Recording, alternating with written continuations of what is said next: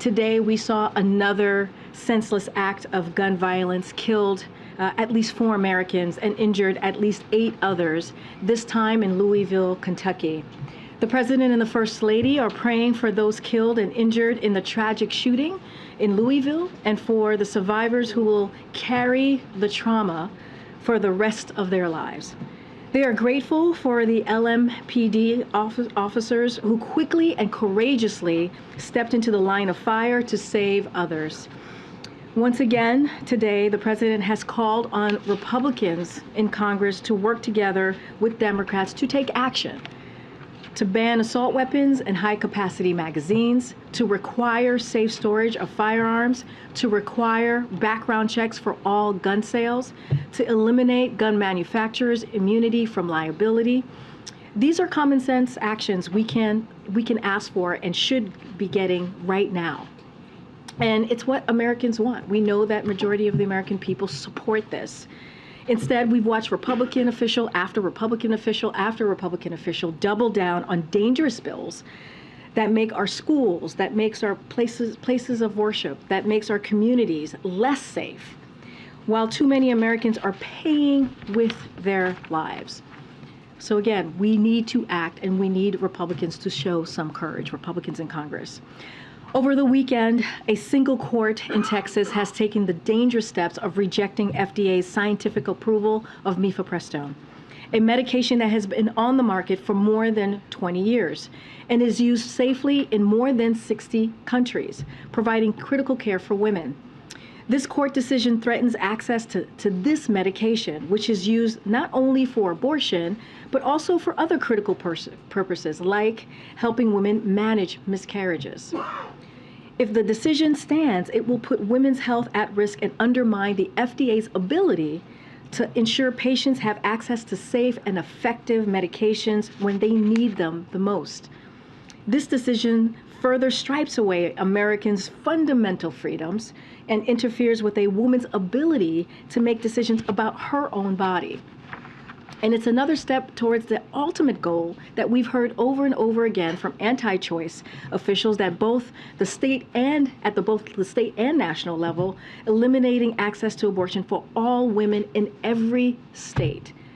It is also an attack on FDA's authority to review and approve a wide range of safe and effective medication for Americans, and could open the floodgates for other medications to be targeted and denied to people who need them.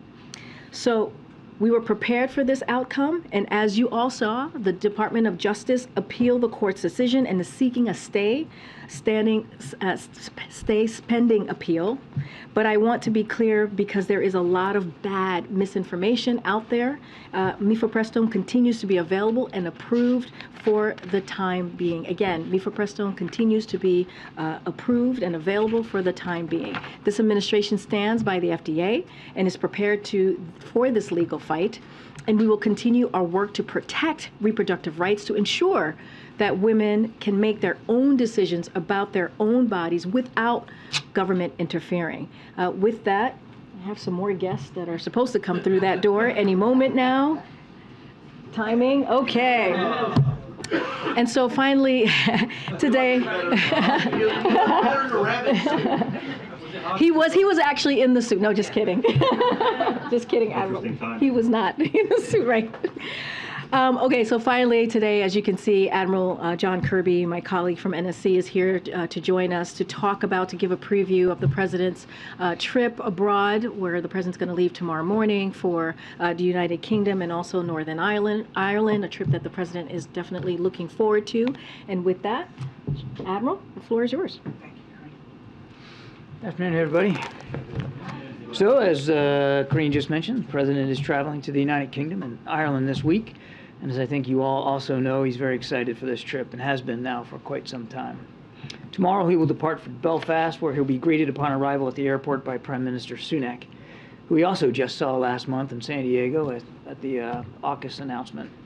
On Wednesday, President Biden will meet with Prime Minister Sunak bilaterally. From there, President Biden will head to Ulster University to deliver remarks marking the tremendous progress since the signing of the Belfast Good Friday Agreement 25 years ago.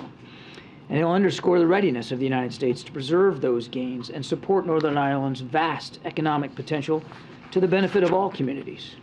Today, I think you all know, is actually the 25th anniversary since the Belfast Good Friday Agreement was signed, ending decades of violence and bringing peace and stability to Northern Ireland. President Biden cares deeply about Northern Ireland and has a long history of supporting peace and prosperity there. As a U.S. Senator, Joe Biden was an advocate for how the United States could play a constructive role supporting peace. Now, following his speech at Ulster University, the president will travel to Ireland on Wednesday afternoon. He will visit County Louth, where his great-grandfather James Finnegan was born and the Finnegan family lived before they crossed the sea to begin a new life in America. And he'll tour Carlingford Castle. On Wednesday night, the president will spend the night in Dublin. On Thursday, he will meet with President Higgins of Ireland and participate in a tree planting ceremony and ringing of the peace bell. Following that ceremony, he will meet again with the Taoiseach, Leo Varadkar, whom the president just hosted here for St. Patrick's Day, as I think you all remember. In both meetings, the president will discuss our close cooperation on the full range of shared global challenges. He will then address a joint session of Irish Parliament about U.S.-Irish cooperation to advance democracy, peace, security, and prosperity, as well as the shared deep history between the United States and Ireland. Today, 1 in 10 Americans claim Irish ancestry, and Irish Americans are proudly represented in every facet of American life. Ireland's a key economic partner of the United States, and the United States and Ireland are working closely together to make the global economy more fair. Ireland has been a key partner for 21st century challenges as well, and the Irish government has been strong supporters of Ukraine, providing vital, non-lethal assistance, including medical supplies, body armor, and support for Ukraine's electric grid, as well as their agriculture. They have supported EU sanctions on Russia, and the people of Ireland have generously welcomed nearly 80,000 Ukrainians, offering refuge to those who were forced to flee their homes in search of safety. On Thursday night, President Biden will attend a banquet dinner at Dublin Castle, and on Friday, the president will travel to County Mayo, where he will tour the Sanctuary of Our Lady of Knock and visit the North Mayo Heritage and Genealogical Center's Family History Research Unit. He will then deliver remarks at St. Murdoch's Cathedral, which his great-great-grandfather, Edward Blewett, sold 27,000 bricks to in 1827. Those bricks were used to construct and support the great cathedral and help Edward afford to buy tickets for himself and for his family to sail to America decades later in 1851. The President is very much looking forward to that trip again and to celebrating the deep historic ties that our two countries and our two people continue to share. With that, we'll take some questions. Thanks. John, if you can start on the classified document leaks. Has the president been briefed on this breach, and does the U.S. government at this point have any sense of who was behind it? The president has been briefed. He was first briefed late last week when we all got word that there were some documents out there, and he has stayed briefed and in contact with national security officials throughout the weekend. So he has been briefed. And as for the source, as you know, the Department of Defense has referred this to the Department of Justice for a criminal investigation, and I certainly would refer you to them, but I'm not aware that they've come to any conclusions at this point about where they're coming from. And just to follow up on that, at this point, do you believe the leak is contained? Are there more documents out there that have not been released publicly? Is this an ongoing threat? We don't know. We truly don't. Moving to the tensions between China and Taiwan, we know the president can pick up the phone anytime and call President Xi. We've been told that this call is coming for months. Why hasn't he just picked up the phone and called President Xi to say knock it off? The president looks forward to having another conversation with President Xi. And we'll do that at the appropriate time, and we'll certainly keep you apprised of that. It's important that those lines of communication stay open. The tensions are certainly high right now. We'd like to see this relationship get onto a better footing. And when it's appropriate for the two leaders to talk, then that'll happen. I want to stress, that said, that we are and have been able to maintain lines of communication between our two countries, even throughout all these tensions. And in fact, we're still working to get Secretary Blinken back on a plane over to Beijing, as he was planning to do a couple of months ago. And we're in talks with the PRC about potential visits of Secretary Yellen and Secretary Raimondo, at their invitation, by the way, to talk about economic issues. And while it's not popular, would the president ever speak directly to President Tsai? I mean, would there be a conversation there, perhaps? What is his take on this meeting between House Speaker McCarthy and President Tsai? Not uncommon for presidents of Taiwan to transit the United States, as President Tsai did. It's also not uncommon for Taiwan officials, certainly at the president level, to meet with members of Congress, as President Tsai did. It's very typical. There's, again, no reason for any overreaction here. Thank you. Hello, everyone, over here. Still on Taiwan, how does the U.S. see the latest Chinese military exercises there, and is the U.S. confident that Taiwan and help from the U.S. could continue to deter China from a military, solution as they would see it? Because what they've been, their saber rattling, we call it, was a lot more than sabers, and it's more than rattling at this point. Yeah, so we're monitoring the exercises as closely as I think you might imagine. They appear to be a reaction to something that didn't need to be reacted to in my previous answer. This is not uncommon for presidents of Taiwan, and this one in particular, to transit the United States. So there was no reason to react in any way, militarily or otherwise. They also reacted rhetorically. But we're very comfortable and confident that we have in place in the region sufficient resources and capabilities to protect our national security interests in the Indo-Pacific. I would add, more specifically to your second question, there's no reason for tensions across the Taiwan Strait to devolve into any kind of conflict. Nothing's changed about our one China policy. Nothing's changed about the fact that we don't support Taiwan independence. And nothing's changed about the fact that we don't want to see the status quo changed unilaterally, and certainly not by force. Just a quick one, if I might, on Macron's visit to China. How did you react to his comments about wanting to create a third superpower and so on? Do you wish him luck? Is it just rhetoric, or is it kind of annoying to the U.S. administration? I'll let the LEC speak to President Macron's comments. We are, again, comfortable and confident in the terrific bilateral relationship we have with France, and the relationship that the president has with President Macron, and the fact that we're working together on so many different issues. And the French are stepping up in the Indo-Pacific. I mean, they're conducting naval operations even as you and I are speaking right now in the Indo-Pacific, all in keeping with a concerted effort by all of us, this vast alliance, or network of alliances and partnerships that we have, to continue to make sure that we're standing up for stability, security, prosperity, and a free and open Indo-Pacific. Thank you, Karine, and thank you, Kirby. In light of the classified documents, I wonder if you could tell us when was the last time the protocol to grant security clearances was updated or revised in the government, and in light of the leaks, does the president believe you should take another look at that? I think the Department of Defense has already started to take a look at distribution, for instance, at the Pentagon. I'll let them speak to that. I don't know the answer to your question on protocols for who is or who is not granted security clearances. There is already in place and remains in place a very diligent, deliberate effort to manage security clearances, and sometimes we get knocked because it takes a little too long for people's clearances to get approved because the process is so careful and deliberate.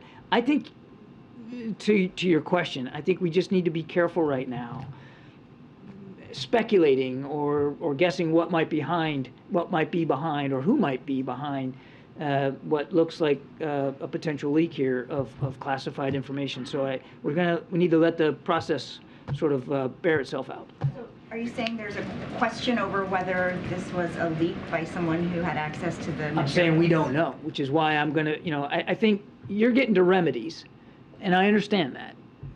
We're only a couple of days into this. We need to let the Department of Justice do their job, investigate this, see what they learn. Now, again, that said, the Department of Defense has already said that they're taking a look at distribution and looking if there's changes they need to make administratively there at the Pentagon, since it appears that they have the locus of most of the documents. But again, before we start making major muscle movements, we really need to know what we got here and have a better sense from the Justice Department. Thank you. Just a couple of quick follow-ups. Do you have a sense of the number of people who would have had access to these documents apparently prepared for the joint staff? I do Is not. it hundreds, thousands? I do not. I'd refer you to the Defense Department. And then, given this leak and previous leaks, should the American people think that the administration is losing the battle against whoever wants to steal our secrets, whether it's foreign adversaries or hackers or whomever? I think the American people need to know and deserve to know that we're taking this very, very seriously. The president has been briefed on this. He will stay briefed on this. The Department of Defense is looking into this. They are leading an interagency effort here to review whatever national security implications might come out of all this. And the Department of Justice is leading a criminal investigation. So we're taking this very, very seriously. There is no excuse for these kinds of documents to be in the public domain. They don't deserve to be in the public domain.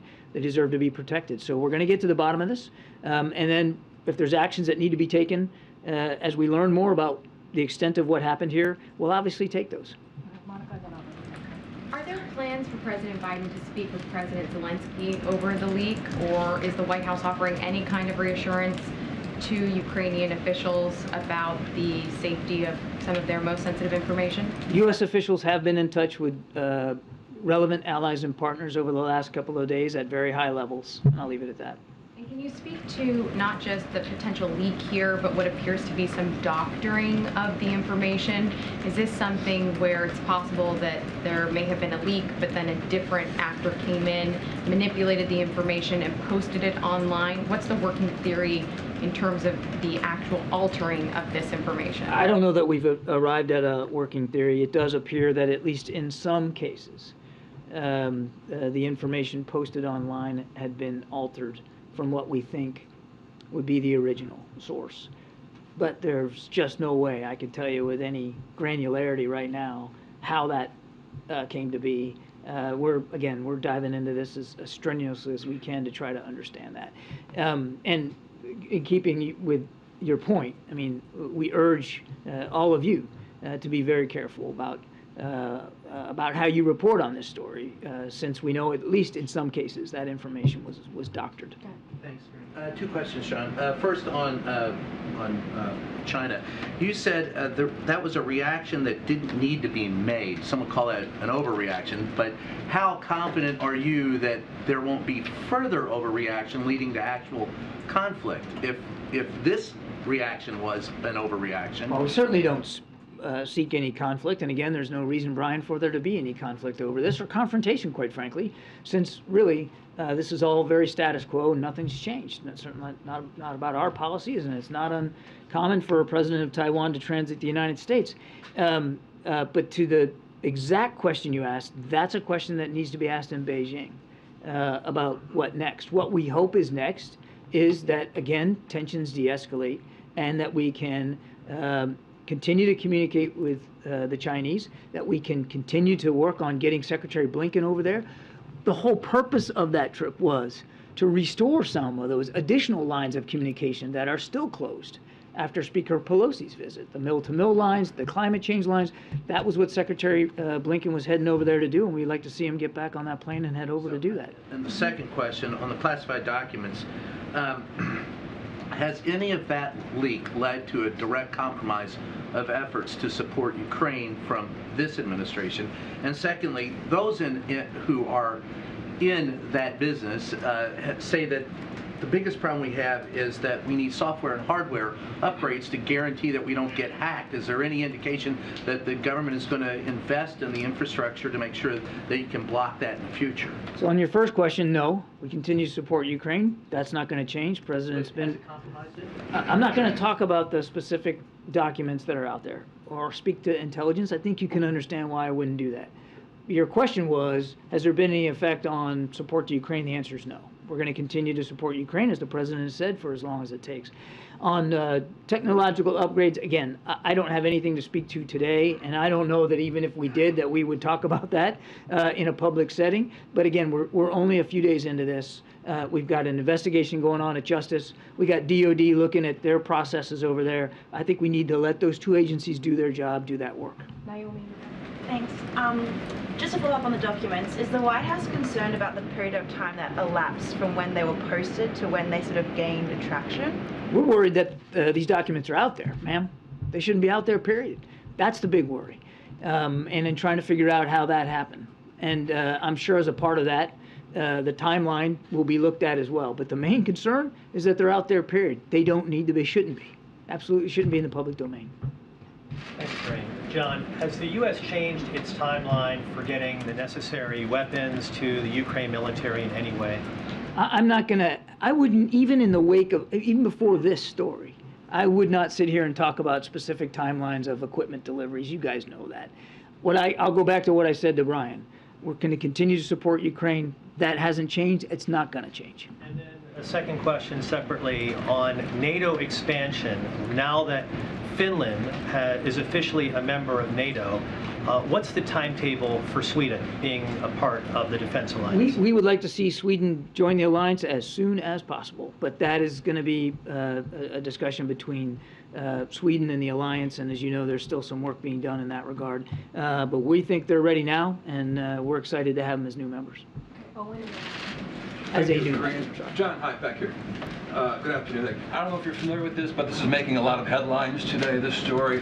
Walter Reed up the road in Bethesda. A leading Catholic bishop says Walter Reed Medical Center is violating the religious freedom of service members who are at the facility, and they say that because Walter Reed just ended his contract with the Archdiocese for the military services for providing pastoral care. The Archdiocese calls the move, quote, incomprehensible. Are you familiar with the story, and can you expand on that? No. Why the contract? I'm afraid I'm not, and even if I was, really, this is a better question for the Department of Defense. John, is it true that China refused to open their channel of communications with the Pentagon over the Taiwan issue the last several days? I can't confirm that reporting, Steve. I don't know.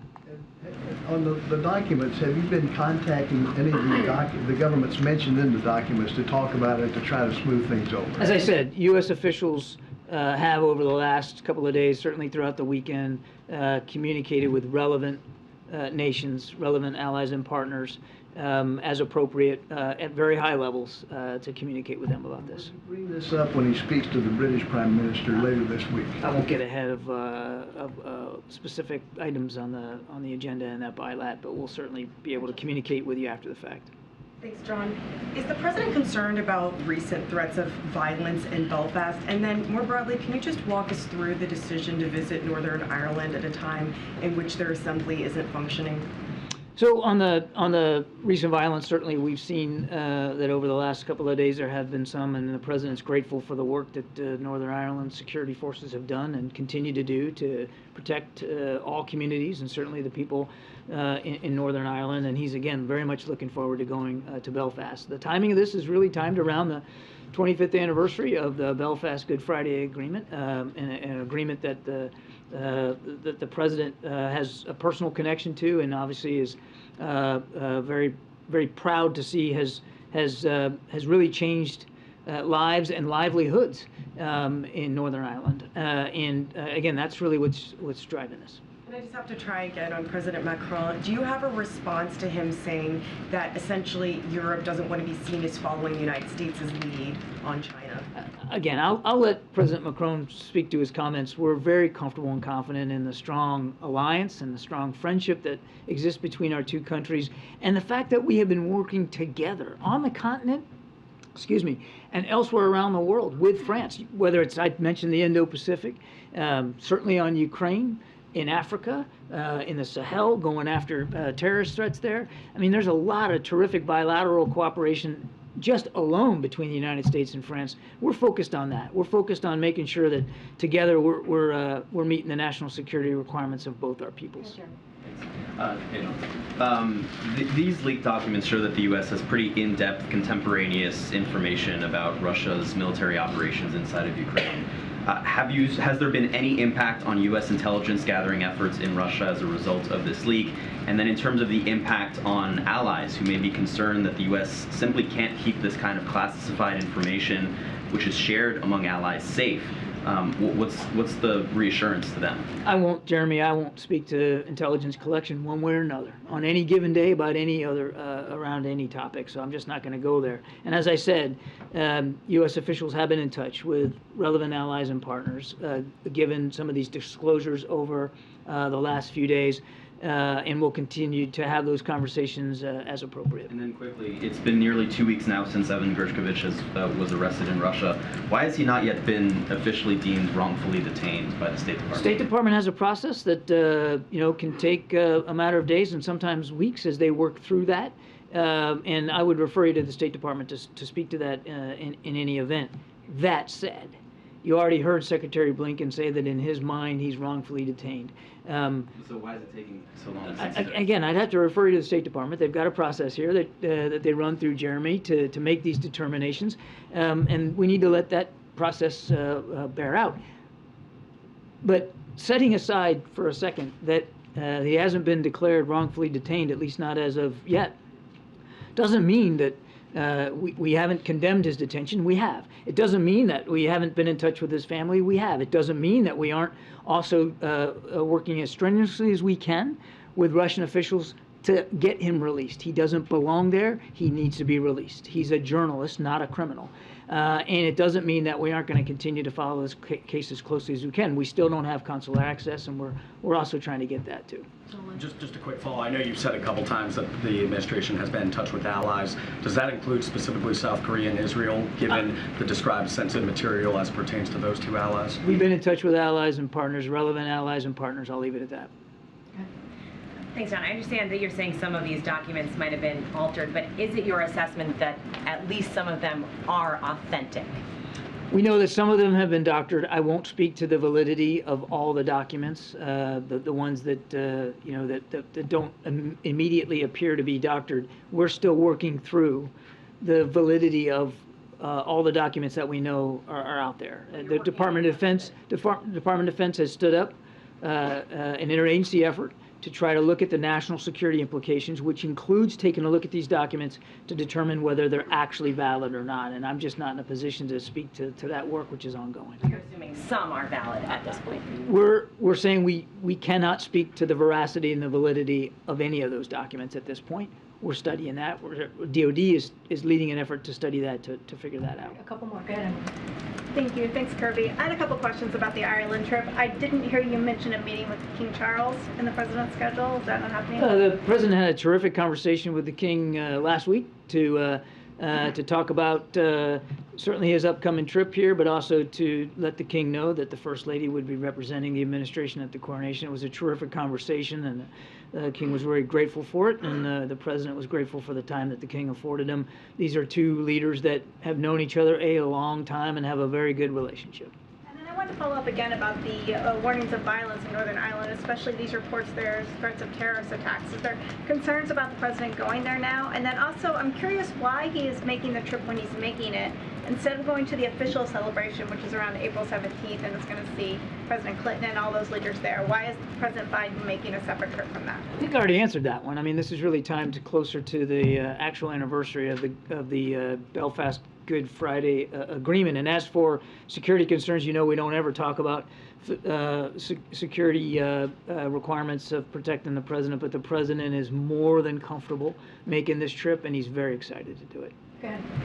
We're just finishing up the cherry blossom season in Washington, and it's 111 years since the Prince Tokugawa planted them, and it was much of it was to prevent a war. Is there a role that Japan can be playing, especially China's next door, in some of these different crises? And his grandson just took over. Is there some role that Japan can be playing in some of helping the U.S. with some of these crises, especially in terms of China? I would argue that Japan already is and has been for quite some time. I mean, they just rewrote their national security strategy that gives them, allows them to be on a more assertive footing in the Indo-Pacific in terms of exporting security. And Japan has been a strong supporter of Ukraine. They have participated and we hope will continue to participate in both bilateral operations and exercises with the Republic of Korea, but also trilateral with the United States, South Korea, and Japan. So they've been really stepping up in a big way. We're grateful for that. And then just to follow up, for those of us that were embedded during the wars, Iraq and Afghanistan, a lot of this is really personal. Some of our friends, people we know, haven't been able to come back. Is there an update on what's going to happen to all those that trusted us and are left behind? I'm not sure I understand what. Some of those that are still in Afghanistan that assisted us. And Afghan allies there, yeah. I'm sorry, I didn't understand the question. As I mentioned last week, there are Afghan allies still arriving back here in the United States and able to leave the country on a fairly routine basis. That mission, that work is not stopped, and it's going to continue. Yeah.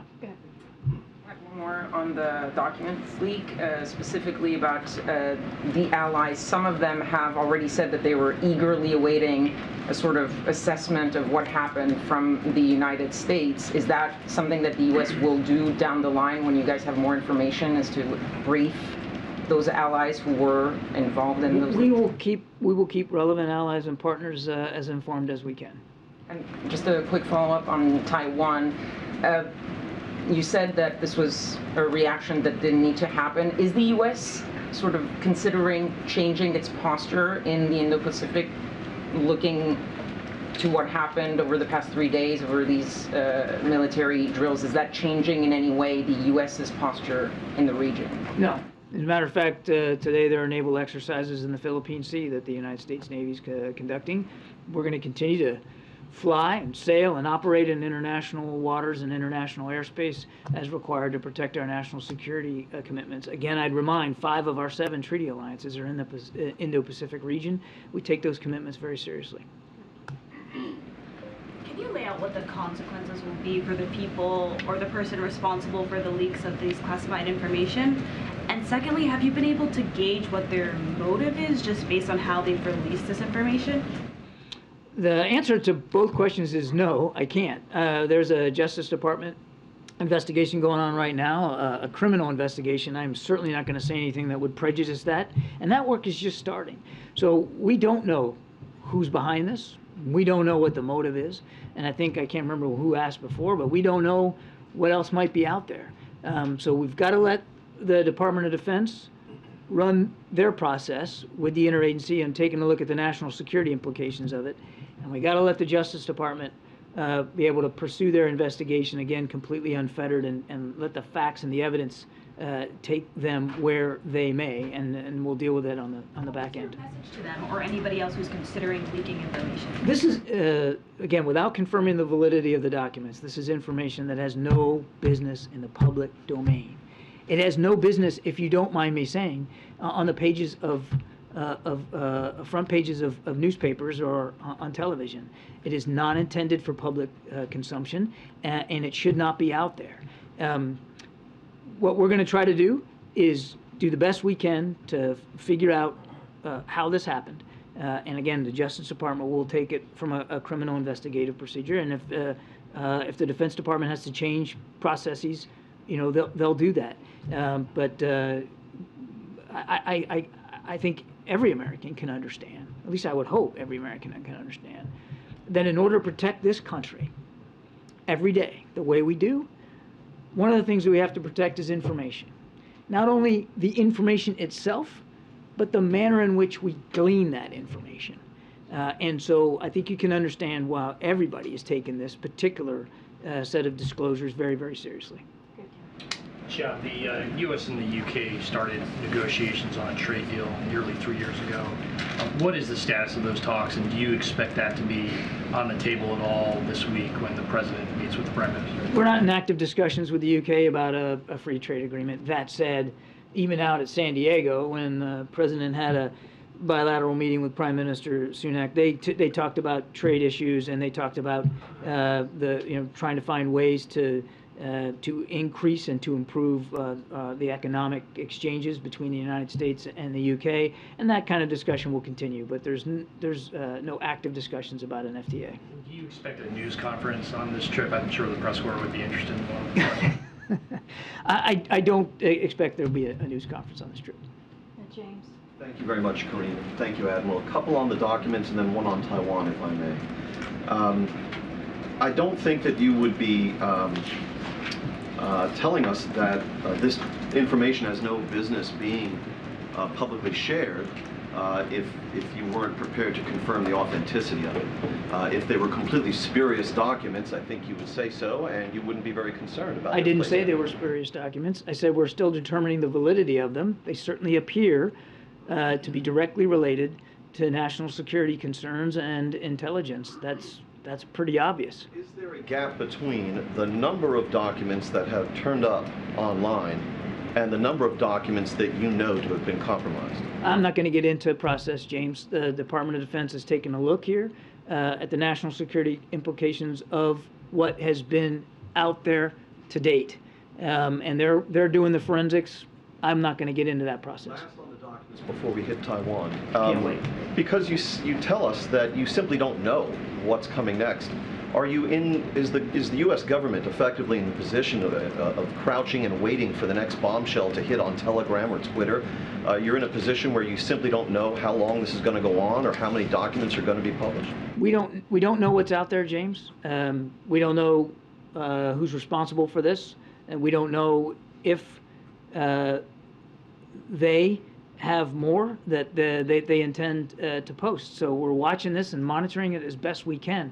But the truth and the honest answer to your question is we don't know. And is that a matter of concern to us? You're darn right it is. On Taiwan, in different respects, you have been candid in saying what you are able to discern about intentions of other countries. For example, you've told us that you discern no immediate plans by China to aid materially in the Russian war effort in Ukraine. You've told us that you discern no immediate plans or movements by President Putin to install tactical nuclear weapons in Belarus. Along those lines, with respect to Taiwan right now, do you discern any movements by China that would indicate an imminent plan to launch military actions against Taiwan? President Xi has said he wants his military ready by 2027. But saying you want to be ready by a certain time doesn't mean that you have an intent. President Xi would have to speak to that specific intent himself. We're not seeing any overt indications that kind of movement militarily is either imminent or inevitable. Thank you. Thank you, Karine. Mr. Kirby, talking about Afghanistan, when the U.S. was withdrawing, one of the closest ally of the U.S. was Pakistan. And the president did not call either the Prime Minister of Pakistan at that time, neither the weapons that many claim that around 6 billion weapons were left, neither they moved to Pakistan to be moved out. While Pakistan, one of the strongest allies, which sacrificed many lives, was not taken on board, and why their services were not required. Taken on board for what? I'm not sure I follow you. For removing the U.S. citizens, for removing the Afghans who were coming to the U.S. Well, I mean, we set up a vast network of what we call lily pads to help get those evacuees to safety. And we were grateful for many countries' assistance. And without that assistance, we wouldn't have been able to do it. As for Pakistan, I think it's important to remember, they also suffered from the threats, and still do, from terrorist groups that occupy that spine between the two countries. And we continue to talk to Pakistan about those ongoing threats, about what they're facing. But there was, Pakistan was helpful in the withdrawal, and when we had to use, well, with their permission, they allowed us to move some helicopters over to Pakistan so that they could be out of harm's way. One other question, please. Former Prime Minister of Pakistan, Imran Khan, has been shot 4 bullets, and President Biden has had kind relations with international leaders for decades. He's one of the U.S. politicians who has been known for kindness among international leaders. He did not call the Prime Minister, and now the country is in a lot of turmoil as well. Is there any chance the President can bring at least all the parties, the military, the judiciary, the politicians on board so the country can be stopped from further deterioration of, Now look, we firmly believe and have for some time that a strong, stable, and secure Pakistan is good for the region. Could you just clarify, is the First Lady going on the Ireland trip? I don't have the actual traveling party here complete for you. South Korea. Thank you. Thank you. Next time. Thanks. Thank you, guys. Thank you. All right. Let's get going. Go ahead, Z. Just sort of the Kentucky shooting. In your statement at the top of the briefing, you're pretty critical of Republicans, but you didn't mention anything that the president wants to do, is doing himself about this. Is he at the end of his ability to do anything when it comes to gun violence in the U.S.? Is he effectively at this point powerless? Look, Zeke, as you know, and as I've talked about, the president has talked about many times, the president in his first 2 years of the administration has done more executive action than any other president when it comes to gun violence, when it comes to stemming gun violence, when it comes to protecting our communities, our schools, and so he's taken action. He has taken action over and over again. Just last month, he was on the West Coast announcing another executive action, and we are seeing from these executive actions that he signed, more than a dozen, that the Department of Justice has taken some actions and pushing forward some of the kind of provisions in those actions, especially as you look at red flag laws and those types of programs. More than $300 million went to about 49 states and territories to put that into place in those states. So there is actions that we have taken.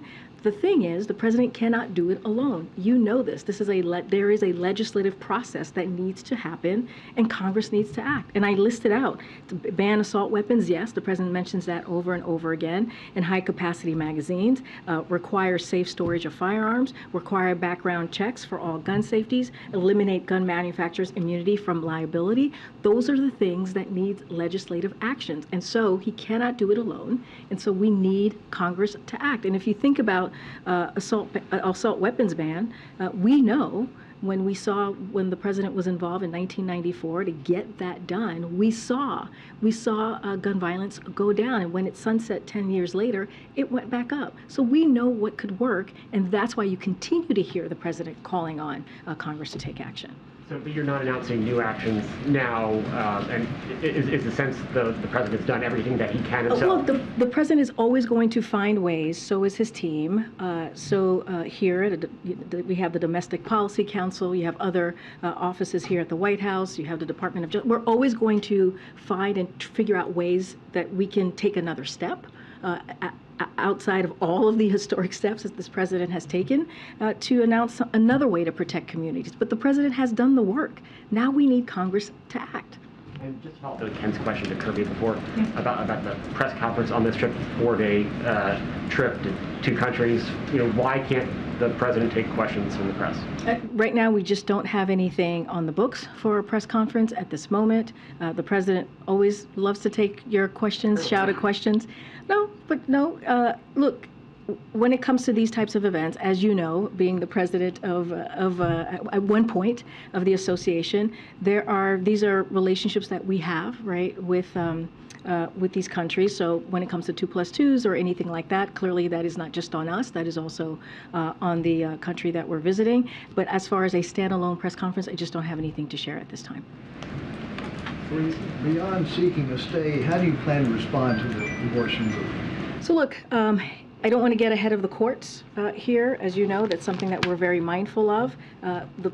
the Department of Justice, we're quick to act, as you know, as you mentioned, the stay, and we're going to continue to move forward in that fashion. It probably is going to go up to the Supreme Court, which we feel pretty confident that we're going to win. But we're going to be very clear here. And I talked about this at the beginning, the disinformation, misinformation that's out there. Mifepristone is still very much available, still very much available right now for women who need it or providers who need it at this time. And so, look, this is a president and an administration that's going to continue to fight to make sure that women have the health care that they need, to make sure that they make their own decision when it comes to their own body. And I also mentioned this too. This is what we're seeing currently right now.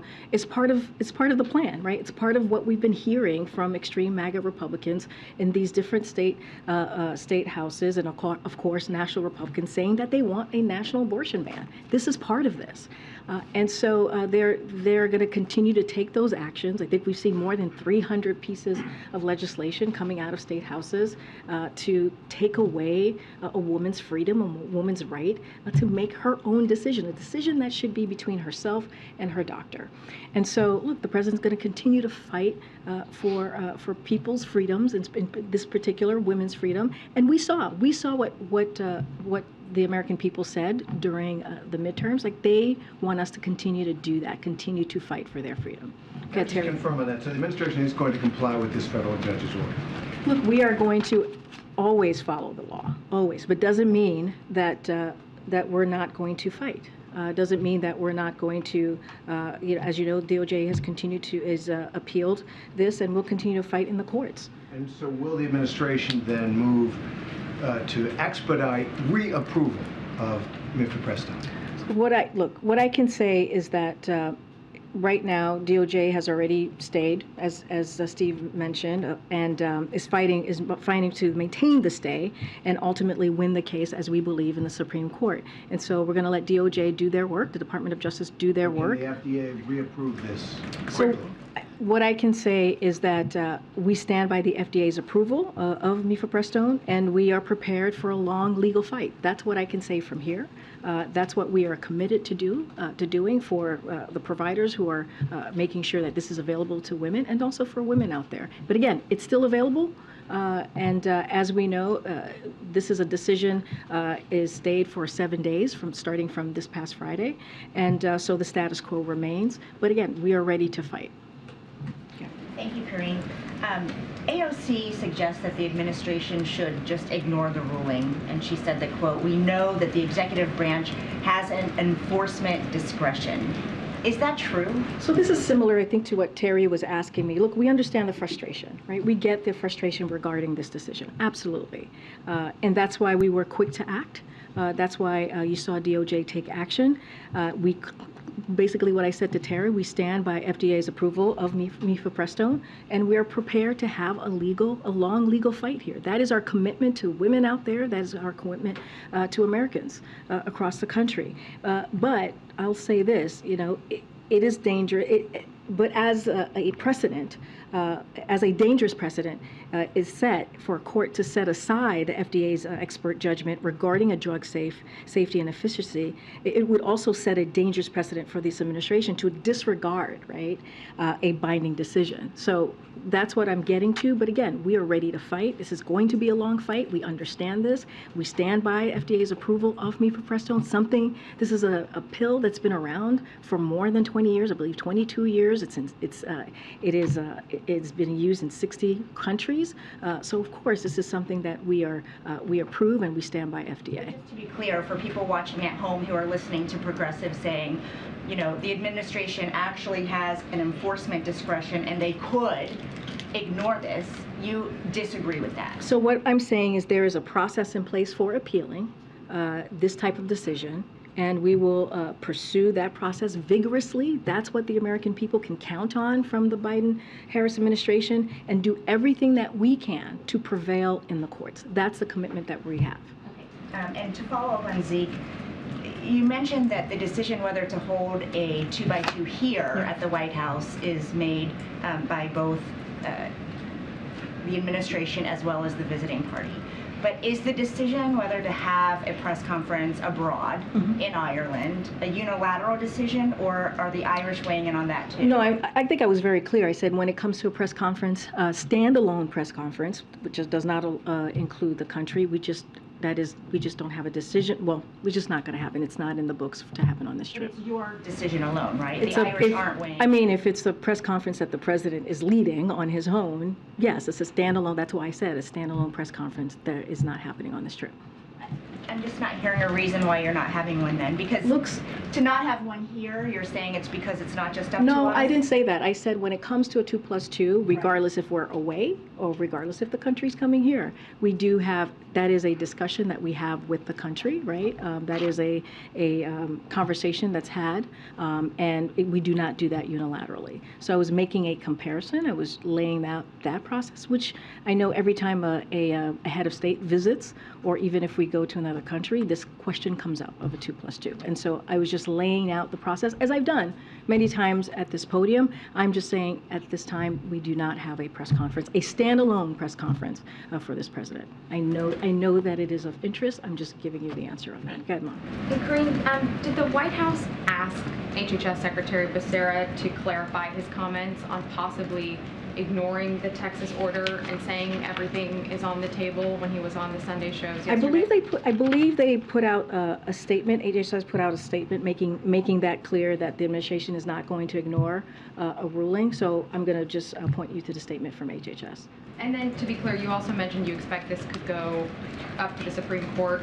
Are you suggesting that the White House supports the Department of Justice seeking an emergency appeal with the Supreme Court now while it is still trying to get it blocked? I'm not suggesting that. I'm just saying ultimately we believe we can win if this case in the Supreme Court, if necessary. But this is something that the Department of Justice certainly is going to go through their process. What we're saying is we're prepared for a long legal fight, and that's the promise that we can make to women, millions of women across the country right now. And can you share what, if anything, Vice President Harris is doing on this issue today or in the coming days, given her work on abortion? I think you'll continue to hear from the Vice President on this issue. This is an issue that's very important to her. She has been very vocal on what's currently happening, on especially when you see extreme Republicans continuing to want to take away the rights of women when they make this important decision, about their own body. I've mentioned the 300 plus pieces of legislation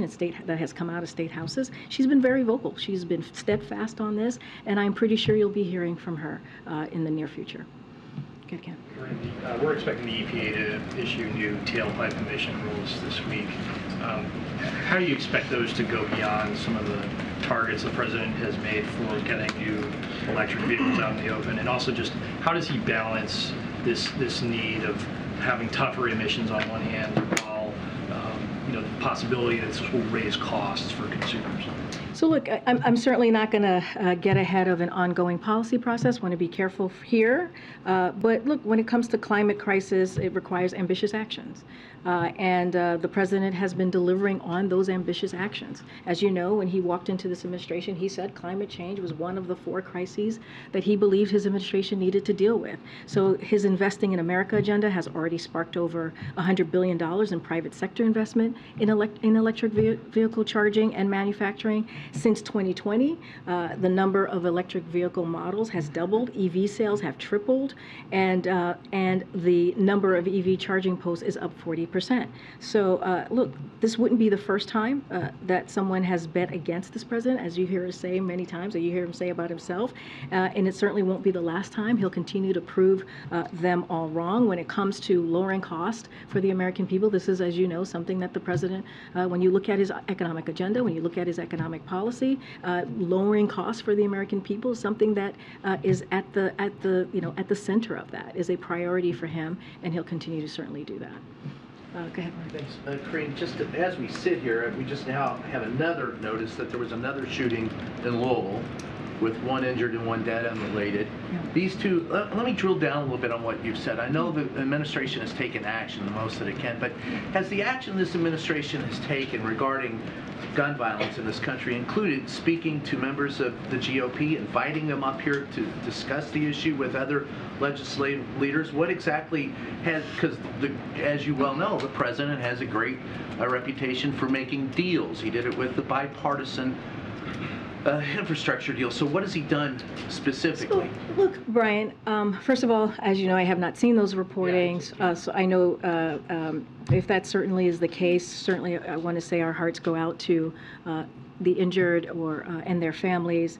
And so again, another devastating day of shootings that we're seeing in our communities. And this is why we continue to call on Congress, Republicans in Congress, to take action. This is not okay. Our communities need to be safer. I'm going to get to your question. Our communities need to be safer. Our schools need to be safe. There's no reason that kids should be going to school and teachers should be teaching at schools and be worried about their safety, be worried about an active shooter coming into their school. There should be no reason why places of worship should be concerned about that as they're praying, as they're in their, again, place of worship. And so this is devastating. This is devastating to hear, and we need to see some courage. I'm going to keep saying that because that's what we need to see from Republicans in Congress. Now, to your question, there was a bipartisan piece of legislation that was passed just this past summer on gun violence, and it was called the Safer Communities Act, as you know. And so that was something, because of this president, because of this administration, was able to bring both sides together, the other side in particular, to come up with this piece of legislation that is now into law clearly. And it was the first major piece of legislation on this issue that we had seen in 30 years. And so that is something that the president was able to do. But as grateful as he was to both Democrats and Republicans for that piece of legislation, we need to do more.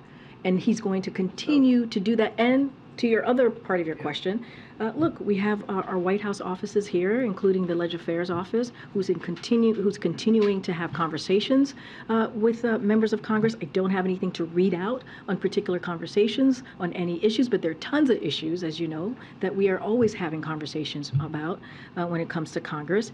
But look, we've taken action. This is a president has taken historic actions on this issue. He's not sat back. He's not put his feet on the table and let the issue pass him by. He's taken action. Is he inviting him up here? But he has. He has. We were able to do a bipartisan piece of legislation. Look, we have done the work. There's a bipartisan piece of legislation that was signed into law by this president this past summer, and he has done a historic amount of work, even recently, just when the last time he visited the West Coast, to deal with this issue, to deal with this very issue. I'm going to keep going. Finally, anytime he'd like to show up here in this room, I'm sure all of us, I can speak for all of us, saying we'd welcome him here at any time. I understand. Go ahead. There have been several questions about presidential travel. Yeah. About 5 weeks ago, President Biden said that he would be going to East Palestine, Ohio at some point. Does the president still feel the need to visit Ohio? Well, once the president said it, so I will keep that. He keeps to his word. Don't have a trip to lay out or preview for you at this time, but I'm going to just let the president's word stand. So we should expect him there at some point. If he says the president said he's expecting to at some time, the president means what he says. I just don't have a trip to preview at this time. Yeah. Thanks, Karine. I wanted to follow up on electric vehicles. You mentioned the investment. Some of the companies investing in EV battery plants here in the U.S. are Chinese companies. Is the administration doing anything to stop China from cashing in on green energy goals? I don't have anything to share on China specifically as it relates to electric vehicles. As you know, the president is committed to this. You see that in his Inflation Reduction Act. You see that in the bipartisan infrastructure law, which is very keyed in on making sure that his agenda in dealing with climate crisis is dealt with. So don't have anything on China. You know our where we stand on China. We want competition, not conflict. That's where we have always moved with China. You heard my colleague speak specifically on where that relationship is. Just don't have anything specifically on the electric vehicles. Chinese companies coming in and building EV plants in Again, I Michigan? just don't have anything specific as it relates to China electric vehicles. Go ahead, John. Thank you, Karine. Two questions, two different issues. First of all, on the abortion pill case, you said earlier in the briefing that you believe that this particular case will get to the U.S. Supreme Court, and you also expressed confidence that you win at the U.S. Supreme Court. What gives you that level of confidence? Because this is, let's not forget, we're talking about mifepristone, which has been around for 20 plus years, which is also around in 60 different countries, and it is something that FDA is allowed to approve. They have approved this, and we stand by the FDA when it comes to this. And I said, if necessary, right? We believe we will win. We will win this long fight if it goes to the Supreme Court, if necessary, if that's what indeed occurs, because we are committed. We are committed to this issue. We are committed to making sure that women have access to mifepristone, but also can make their own decision when it comes to their own body, when it comes to this type of important reproductive health care decision that women should have. It is their freedom. It should be their freedom to have this. And then the second question has to do with the lack of a press conference during the president's upcoming trip, and the lack of press conference that we see in general from this White House. I represent a news organization that owns 113 television stations, and a question that I'm often asked, and I don't know the answer to, so I'll ask you that question. Is the administration trying to protect the president from our questions? Please, answer that question. Absolutely not. Absolutely not. So why the lack of any interaction in a formal setting to have a press conference? I mean, the president takes shouted questions. I understand, John. I understand. I understand. I've dealt with this question about 3 times already. I understand. It is the job of you all to ask this question to me. Totally get that, and that's not a problem at all. But certainly, the president many times has stood in front of all of you, has taken questions on his own, because he wanted to see what was all on your minds. He wanted to see what the questions you all were going to ask him, and he wanted to answer them directly. That has happened multiple times, many times during this administration, and that will certainly continue to be. When it comes to a formal press conference, I don't have anything to share with you at this time. Just one last thing, Yeah, sure. just to button it up. You recognize that as it relates to prior administrations, the president's predecessor, President Obama, President George W. Bush. I've been here long enough to have covered President Bill Clinton. This is not the norm. The norm is we do get an opportunity to ask the questions to the president about domestic and foreign policy issues in a formal setting at some point. And you choose that point, but we haven't had that opportunity in quite some time. So I'll say this, it is also unprecedented that a president takes as many shouted questions as this president has, and he has. I know the last administration, and I'll tell you, almost every day on Okay, well, we'll certainly get the data and share that with all of you. I hear, John, I hear your question, I heard Zeke's question, I hear you. I hear you on the press conference, on a formal press conference. We get this probably every couple of months when you guys ask us about a formal press conference. I don't have anything to share with all of you at this time, and I'll just leave it there. Okay, Jeremy. Thanks, Karine. A few moments ago, you reiterated the president's support for an assault weapons ban, but in his statement this afternoon, the president called for safe storage of firearms, universal background checks, and eliminating liability protections for gun manufacturers. Was that an intentional omission of the assault weapons ban, or is that a shift in strategy? Not a shift in strategy at all. We were just being mindful to the incoming information that was currently coming in from Louisville, and so at the time we didn't know what was exactly, we didn't have all the information. So we just wanted to be mindful to that specific event, if you will, in Louisville. But that our commitment and our calling out for the ban of assault weapons has not changed. And in that statement, the president lays out the pretty dire consequences of inaction, talking in particular about Republicans. We hear from the president when these shootings happen, obviously. But does the president feel that he has made full use of the bully pulpit to match the dire consequences that he's warning of? I mean, is there not more that he could be doing to lobby Republicans to bring this issue to the fore every day? I would say this, Jeremy, anytime the president uses the bully pulpit, he is talking directly to the American people, and I would say directly to Congress as well. This is a president that has been committed to this issue, not just as president, but as vice president and also as senator. He talked about the 1994, the assault weapons ban that he led on, and what we saw, the data that came from there, and what we saw in those 10 years before it sunset. And so I've said this many times before today in this briefing room, and I'll say it again. This is a president that has taken historic actions when it comes to gun violence and protecting communities and really dealing with an issue that is an epidemic. Sadly, when we saw the shooting in Nashville, he spoke on it about 3 times on that issue. And I would easily argue when the president speaks, people listen and want to hear what he has to say. Does he feel he's doing the most he possibly can? I think when you've made taken historic action on an issue from the executive, this executive branch, and trying to telling your teams to do everything that you can to figure out what else can be done. That is a president that is active, that is taking action, and you know, there's a legislative process to this. We need Congress to take action, and that's where we are. Charlotte, I forgot about you, Charlotte. I'm so sorry. Yeah, really quickly, and then we have a guest.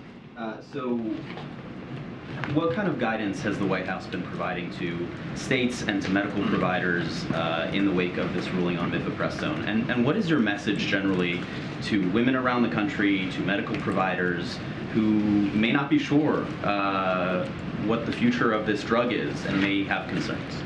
Look, what we have said, taking your last question first, is what we have said is reproductive rights is a fundamental freedom. It is a fundamental right, and it is a medical decision that should be made between a woman, and her doctor, without government interference. Again, without government interference. And so we've been clear about that. A vast majority of Americans agree with us. We saw the outcomes of the midterms, but again, Republicans and officials, I've said this over and over again, in the State House across the country have introduced more than 300 bills restricting abortion so far this year alone. So what we have done is we're coordinating with state leaders who are fighting to protect reproductive rights, and we'll continue to do that as we're going through this fight. Okay, Charlotte, we have Charlotte in the room here from Kidscope Media. Welcome, Charlotte. I know you have a question for me. First off, thank you for hearing my question. And recently, the number of children with mental health issues is on the rise. How is the White House positioned to help specifically kids? So mental health issues affect so many people, including children, as you just laid out, and kids across the nation. And the COVID-19 pandemic, sadly, disrupted routines and relationships, and led to increases in social isolation, anxiety, and learning challenges. And so, this is something that the President and the First Lady certainly has led on this issue, and they've done that. We've done that by making sure that schools have the ability to have extra resources, to hire social workers, to hire psychologists, to hire what is needed, experts, so that children in schools in particular have an opportunity to talk to someone. And so this is certainly has been, when it comes to national mental health, this is a strategy that this administration has taken very, very seriously. And he believes that, making sure that a kid's mental health and they have the services that they need is important. And it's okay to ask for help. It is okay. It is not weakness to ask for help. And so that's why we've put together this help hotline called 988. And we are telling, we're telling people, if you are having a hard time and you need someone to talk to, call 988. You can call them, you can text them, and there are experts who are going to be there to help you. And so and it's 24 hours, 7 days a week. This is such a critical question and important issue, so thank you so much for asking a question, Charlotte. Thanks, Karine. Picking up on what Jeremy was asking, a couple questions. One, when did the president find out about the Louisville shooting? He found out this afternoon or late morning. So before or after the Easter egg roll? I don't remember the exact timing, but he was certainly briefed on this by his senior staff. I can't tell you exactly the timing because it's been a wild day. And has he reached out today to Mitch McConnell or Rand Paul or any other members of the Kentucky delegation? As you know, this is a president that regularly reaches out to leaders and elected officials and in the state. I just don't have anything to read out to you as far as any calls that have been made, but certainly the president was briefed earlier today. I just don't have a specific time to outline. And you're not aware of whether he's spoken to any other Republican lawmakers, considering he also raised the issue of Republicans in Congress need to act? Totally understand the question. I just don't have anything to read out to you at this time. And lastly, do you have an update on when the president might visit Nashville, where another mass shooting recently occurred? Well, as you know, the First Lady went to Nashville for the vigil, and she clearly represented the administration and offered her condolences and support from the administration to the community and to the families that lost their 3 kids and 3 administrators. A very, very sad, horrific day. And as you know, this is a president that has visited many communities. You think about Uvalde and those 19 kids and 2 adults that were murdered. You think about Buffalo and at the grocery store when everyday people just on a Saturday doing things that many of us do on a Saturday, go shopping, and they were gunned down, and he visited there with the First Lady. And so don't have a trip to read out to you, but again, the First Lady was there just days after the shooting and offered her condolences and prayed with the family and supported the community while she was there on behalf of the administration. Thanks, Karine. All right, everybody. Gosh, I'll see you on the road. Thank you, everyone. Thank you. Thank you.